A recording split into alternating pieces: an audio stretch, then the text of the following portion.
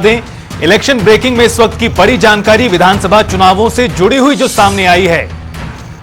सूत्रों के हवाले से आम आदमी पार्टी और कांग्रेस के गठबंधन को लेकर इस वक्त की सबसे महत्वपूर्ण खबर आपको बता दें, कांग्रेस और आपके बीच गठबंधन को लेकर बैठक हुई है। इस वक्त की बड़ी जानकारी आपको बता रहे दीपक बाबरिया और सांसद राघव चड्ढा के बीच ये बैठक हुई है। बेहद महत्वपूर्ण बैठक और विधानसभा चुनाव में सीट शेयरिंग को लेकर इस बैठक में फॉर्मूला तय किया गया है। चर्चा हुई है सीट शेयरिंग को लेकर। गौरतलब है कि कल ये जानकारी सामने आई है और जिस तरह से इस दिशा में काम किया जा रहा है और इस बीच ये बड़ी मुलाकात भी हो चुकी है और दिल्ली से हमारे संवाददाता स्पर्श शर्मा हमारे साथ जुड़ चुके हैं फोन लाइन पर ज्यादा जानकारी के लिए इस बड़ी खबर पर।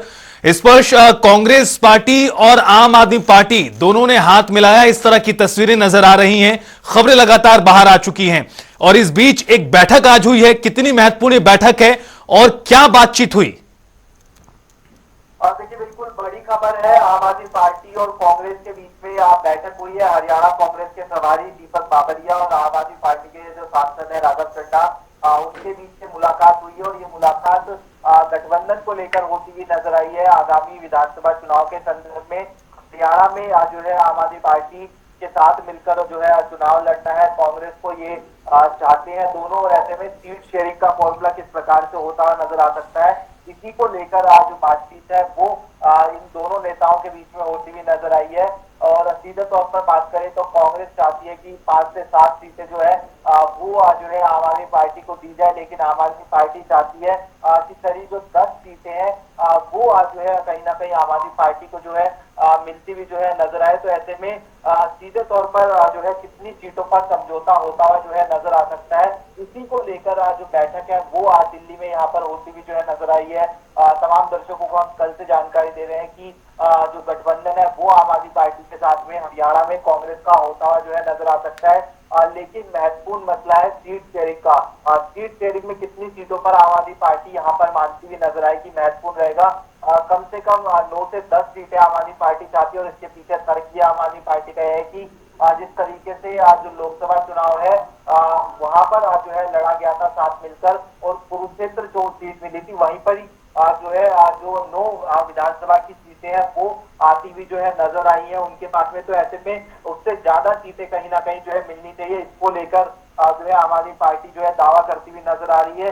महत्वपूर्ण बात ये रहेगी कि कितनी सीटों पर जो समझौता है वो हरियाणा में कांग्रेस और आम आदमी पार्टी के बीच में होता हुआ नजर आ सकता है। बिल्कुल स्पर्श, और अभी जो बैठक खत्म हो चुकी है दोनों पार्टियों के बीच में, तो निश्चित तौर पर मसला तो यही था सीट शेयरिंग को लेकर। बैठक के दौरान क्या बातचीत हुई इसको लेकर अभी आपके पास सूत्रों के पास कोई जानकारी है?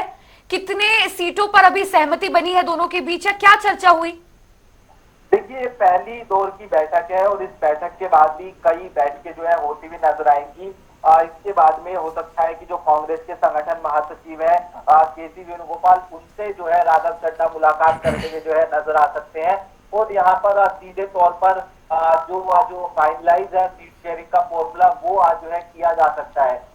24 सीटें हरियाणा ने अभी पेंडिंग छोड़ी है कांग्रेस ने हरियाणा में। ऐसे में उनमें से कितनी सीटें जो है वो मिलती हुई नजर आ सकती है। जो सहयोगी है गठबंधन के, इंडिया गठबंधन के, उनको क्योंकि जो फॉर्मूला कांग्रेस बता रही थी, उनके सूत्र बता रहे थे, उसके मुताबिक 5 से 7 सीटें आम आदमी पार्टी को, 2 सीटों के आसपास समाजवादी पार्टी को और 1 सीट जो है वो लेफ्ट को जो है मिलती हुई नजर आ सकती है।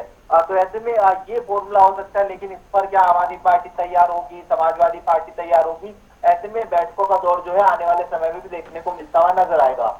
स्पर्श, एक तरफ बैठकों का दौर जारी है, सीट शेयरिंग को लेकर फॉर्मूला तैयार हो रहा है, कितनी सीटें मिलेंगी भविष्य के घर में छिपा हुआ है, क्या साथ लड़ेंगे ये भी देखने वाली बात होगी।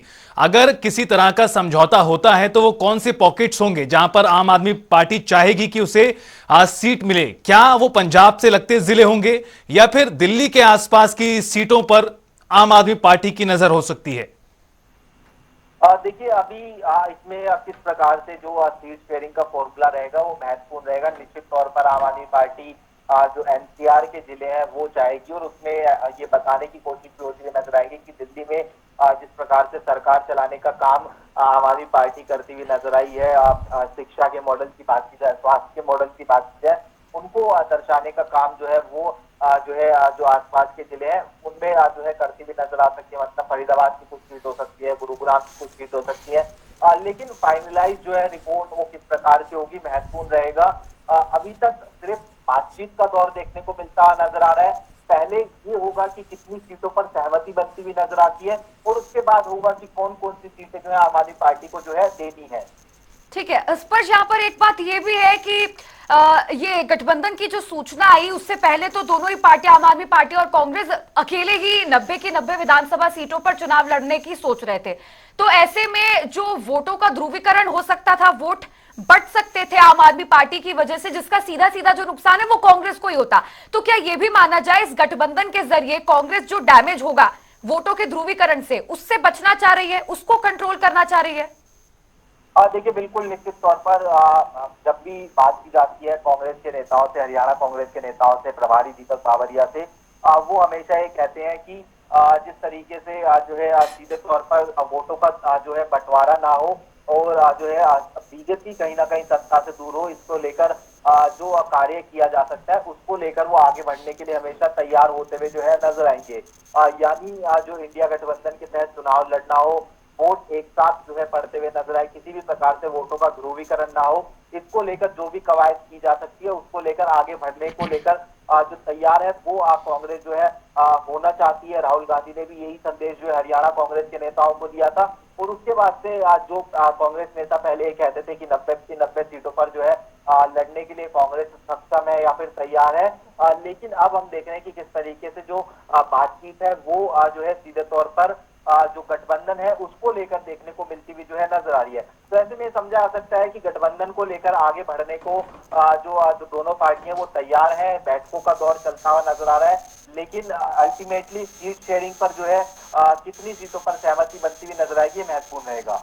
इस पर सीट शेयरिंग से जुड़ा हुआ ये प्रश्न फिर यहां पर खड़ा होता है, क्या ये गठबंधन इतना भी आसान रहने वाला है? अगर होता है, चूंकि लोकसभा की परिस्थितियां अलग थी, विधानसभा की परिस्थितियां अलग नजर आ रही हैं, इस लिहाज से देखें तो ये क्या कितना आसान और कितना मुश्किल है कांग्रेस और आपका अलायंस अगर हरियाणा में होता है तो, जिस तरफ बातचीत आगे बढ़ रही है?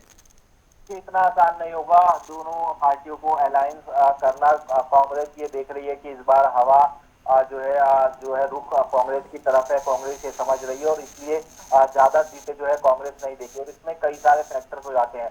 अगर यहाँ पर जो है कांग्रेस सीट देती हुई नजर आएगी तो क्या सरकार बनने के बाद जो मंत्रालय है उसमें भी पद देना पड़ेगा, और अगर यहाँ पर कम सीटें जो है आम आदमी पार्टी को दी जाएंगी तो फिर जो आगे आने वाले समय में जो दिल्ली में विधानसभा चुनाव होने हैं तो वहां पर क्या जो है कितनी सीटें आम आदमी पार्टी जो है कांग्रेस को देने के लिए तैयार होती हुई नजर आएगी अगर साथ मिलकर चुनाव लड़ते हैं।